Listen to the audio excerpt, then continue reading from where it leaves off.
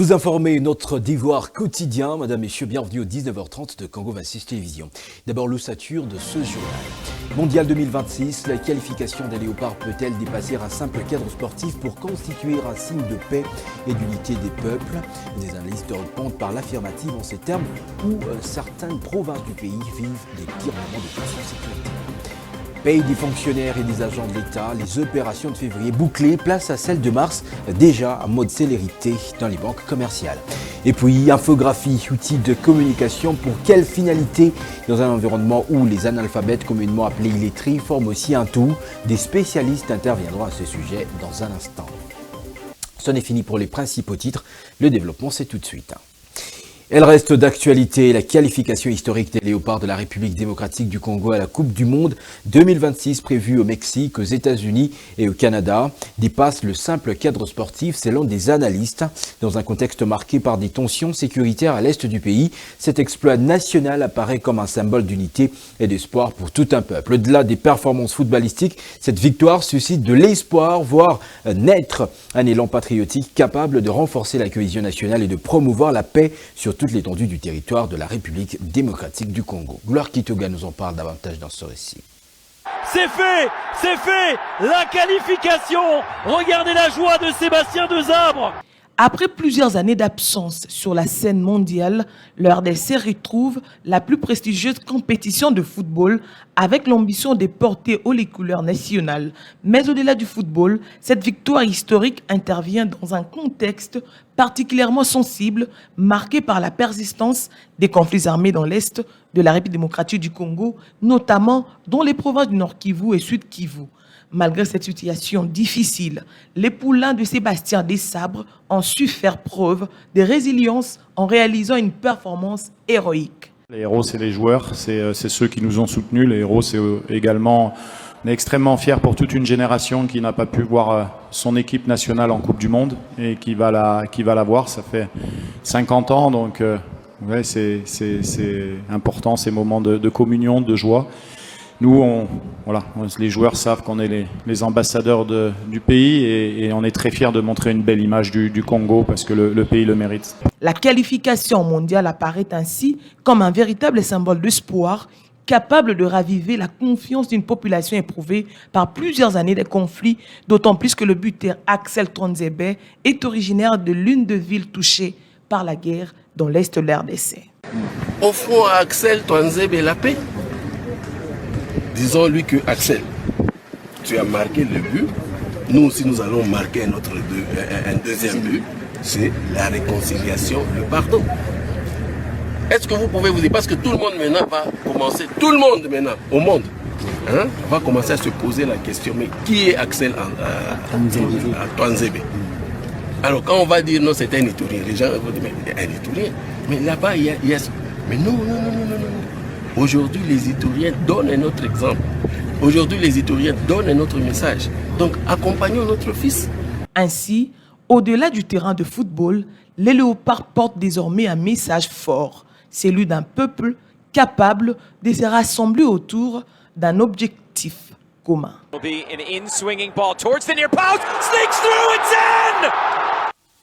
Un autre chapitre à présent, l'Union européenne met fin à son soutien financier aux forces rwandaises déployées dans le nord du Mozambique où elles étaient engagées contre le groupe djihadiste allié à l'État islamique. Les 27 ont décidé de ne pas renouveler pour une troisième fois l'enveloppe de 20 millions d'euros accordée à l'armée rwandaise via la Facilité européenne pour la paix.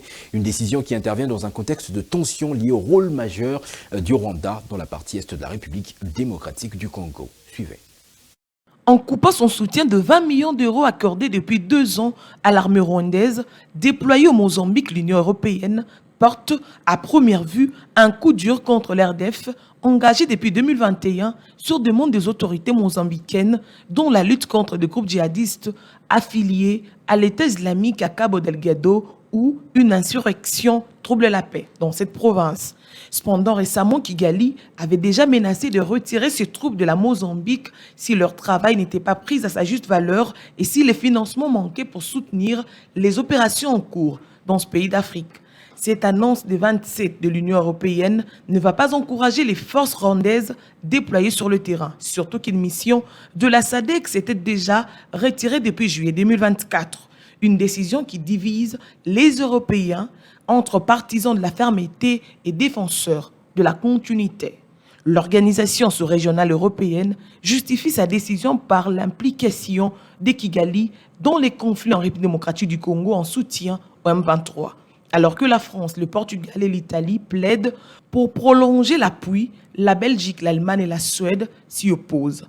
Au-delà de ces duels, quel impact sur la réalité et l'apparence donnée aux Congolais qui s'inquiètent réellement de la situation du Congo? Le pays ne doit pas se voiler la face sur ce non-intérêt porté sur la question par des profiteurs déguisés. De l'autre côté de la Manche, la population en quête d'une paix durable depuis des décennies continue de prendre son mal en patience. Ainsi, face à la vraie lecture des faits, une autre préoccupation surgit, la décision de l'Union européenne de couper le financement à l'armée rwandaise au Mozambique peut-elle réellement être considérée comme un signal fort adressé à Kigali ou une mesure qui risque d'affaiblir la stabilité dans la région? Wait and see. Aboutissement heureux des opérations de paye pour le mois de février et début du processus pour le mois de mars. Une procédure progressive sans interruption suivant l'ordre habituel des programmations, insiste le comité de suivi de paye. Aux banques commerciales et aux autres opérateurs de paye de continuer la célérité pour une bonne exécution des opérations de paye des agents et des fonctionnaires de l'État. Suivez le rapport de cet organe technique. La paye a été exécutée conformément aux instructions qui ont été données par des autorités. Les dispositions de manière pratique ont été prises pour encadrer cette paye et la clôturer, disons, en fait, de manière assez rapide. Alors, concernant la paye du mois de mars, dont on a fait le tour de la question avec les différents services gestionnaires, les services techniques qui sont dans la chaîne de la paye, ainsi que les opérateurs de paye.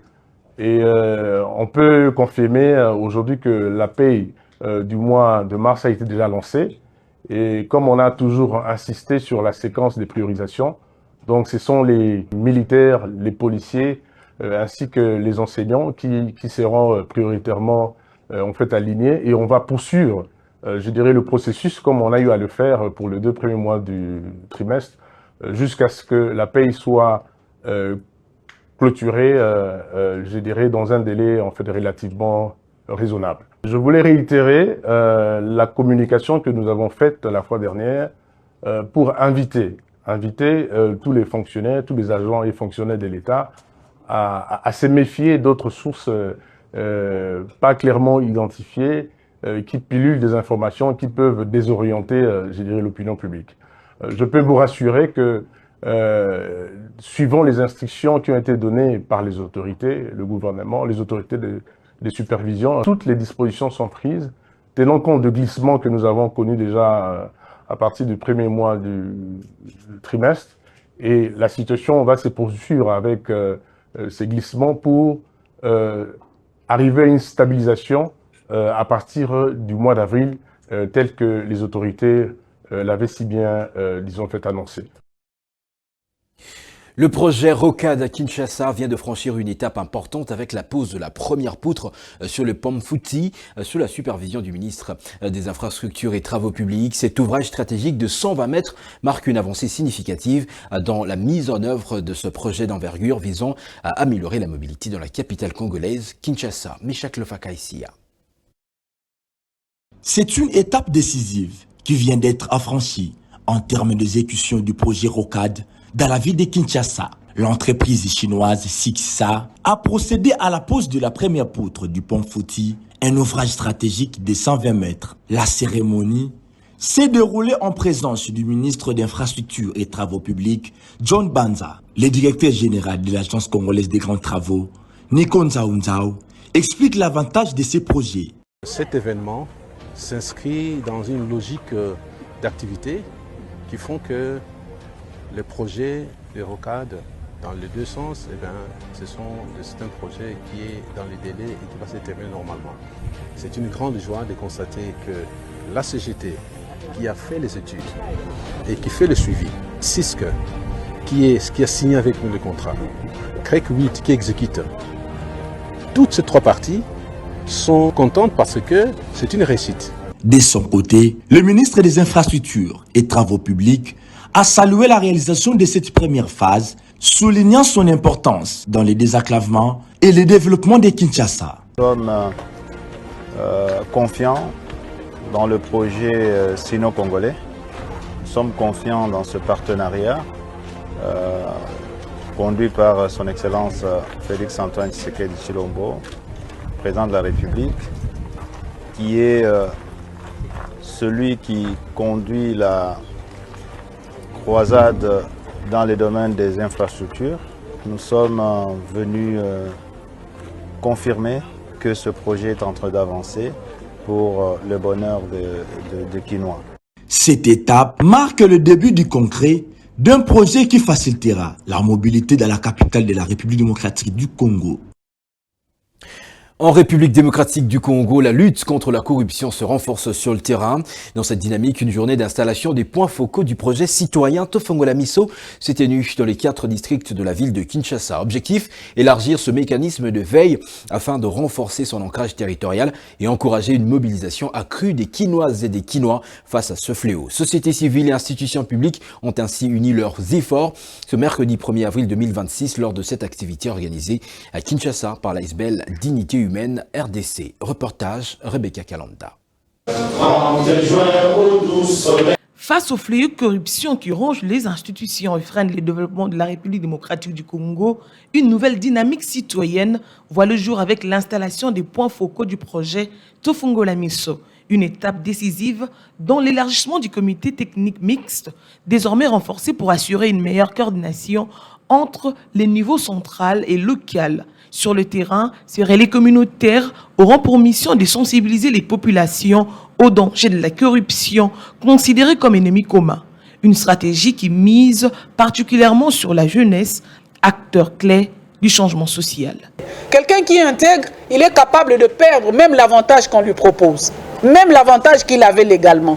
C'est au fait ça. Pour moi, en tout cas, et les études, l'intégrité suffit pour lutter contre la corruption parce que la sagesse dont vous avez invoqué, c'est dans l'intégrité. C'est l'intégrité qui vous fera agir, qui vous fera prendre cette décision malgré la situation précaire où vous vous trouvez. À travers cette initiative, l'ambition est claire, faire des Tofongola Misso un véritable levier de mobilisation citoyenne au service de la bonne gouvernance et du développement local en République démocratique du Congo. Mais au-delà de mécanismes mis en place, les acteurs appellent à une transformation individuelle, intégrité, responsabilité et prise de conscience collective reste le pilier pour venir à bout de la corruption. Vous êtes les ambassadeurs, ne baissez pas les bras et ne croyez pas que c'est facile dans l'environnement où les gens acceptent toujours la corruption pour les faciliter et que les gens vont vous faire des yeux doux. Non. Je crois qu'on vous a parlé de la notion de l'intégrité et je vous prie à mettre à cœur cette notion-là. L'intégrité, la transparence. Donc, vous devez être transparent sur tout ce que vous faites. Les gens savent ce que vous faites et vous le faites correctement selon les normes. Promouvoir la culture de l'intégrité et la prise de conscience est la clé permettant de combattre la corruption sous toutes ses formes. À travers l'initiative Dignité Humaine RDC ASBEL, avec l'appui de la coopération allemande GIZ, via le projet Lucofi et l'implication de ses partenaires, l'engagement citoyen se renforce davantage. De l'autre côté, que retenir de la communication via l'infographie, une création et un traitement des images par l'ordinateur, pilier indispensable de l'information en ces temps modernes. Comment transformer une idée complexe en un visuel percutant, capable de parler à tous, même à ceux qui ne maîtrisent ni la lecture ni l'écriture. Israël Nguiton parle. Selon le spécialiste de la communication visuelle, la réponse n'est pas dans l'esthétique d'une image, mais dans l'impact. Derrière chaque graphique, chaque icône, et chaque choix de couleur se cache une ingénierie de la pensée destinée à briser les barrières de l'illettrisme et de la complexité. L'infographie est une partie du graphisme qui consiste à informer au travers des images, illustrations et beaucoup plus encore au travers des textes. Faire de l'infographie, se faire de la traduction, expliquer. L'infographie, ses bases et informe tous. Et l'infographie est pour tout le monde. Chacun à son niveau, chacun à sa manière reçoit l'information d'une manière très concise. À ceux qui savent ni lire ni écrire, nous utilisons en ce moment-là des illustrations ou des images très familières qui, juste au premier regard, vous enseignent. Au-delà du texte, l'image vous informe. La vraie version de la création d'une affiche, d'un flyers, d'un panneau publicitaire se base sur l'étude du milieu. Nous venons étudier le milieu, connaître la communauté et c'est par là que nous plaçons chaque chose. Soulignons qu'à ce temps moderne, l'infographie s'impose comme un pilier de l'information. Elle est aussi utile en cartographie de la voie urbaine. L'infographie offre une transparence que les textes seuls peinent parfois à atteindre. Infrastructure à Kinshasa, l'avenue Benseke dans son tronçon station Macampagne, rond-point Sakombi, dans la municipalité Ngalima se trouve dans un état de délabrement très avancé. Canalisation bouchée, des trous à chaque 5 mètres et des flaques d'eau mettant en difficulté les usagers sous le regard impuissant des décideurs politiques. Trésor Kanetombi comme moi. Jadis prestigieux, ces tronçons aujourd'hui méconnaissables fait dangereusement face à l'absence de canalisation d'eau adaptée et aux constructions violant la zone de recul autorisée, ce qui a pour conséquence l'accélération de la destruction de cette voie publique de premier choix à chaque intempérie. Par manque de caniveaux libres, les eaux de toute origine confondues se déversent sur la chaussée, formant des lacs artificiels. À ce tableau sombre s'ajoutent des immondices visibles sur une route délabrée, ce qui rend impossible la circulation des automobilistes en toute sérénité. Le pluie diluvienne qui s'abat sur Kinshasa complique davantage le toffe de l'avenue Benseke.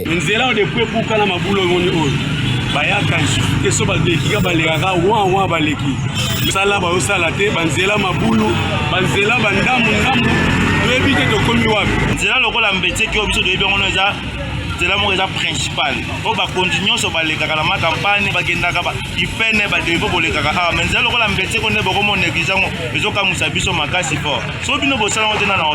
Dans le but de protéger le véhicule, certains conducteurs optent pour la dérivation à gauche et à droite.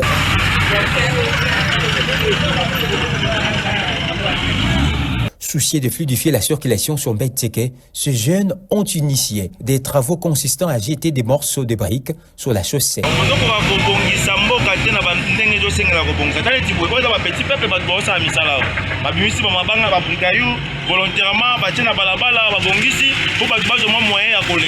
À cet effet, des appels aux autorités sont constamment lancés.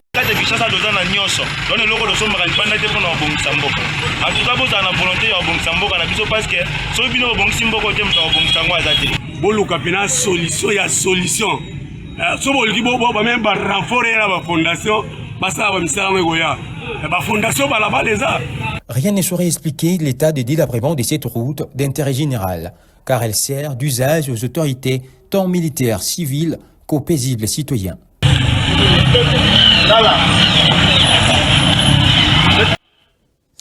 Voilà tout pour ce journal. Je vous rappelle son ossature. Mondial 2026, la qualification des Léopards peut-elle dépasser un simple cadre sportif pour constituer un signe de paix et d'unité de peuple? Les analystes ont répondu par l'affirmative en ces temps où certaines provinces du pays vivent les pires moments des tensions sécuritaires. Paye des fonctionnaires et des agents de l'État, les opérations de février bouclées, place à celles de mars, déjà en mode célérité dans les banques commerciales. Et puis, infographie, outil de communication pour quelle finalité? Dans un environnement où les analphabètes communément appelés illettrés forment aussi un tout. Vous aviez suivi les interventions des spécialistes dans ce journal. Merci d'avoir regardé ce journal sur la chaîne de l'Unité nationale. Messieurs, dames, bonsoir chez vous.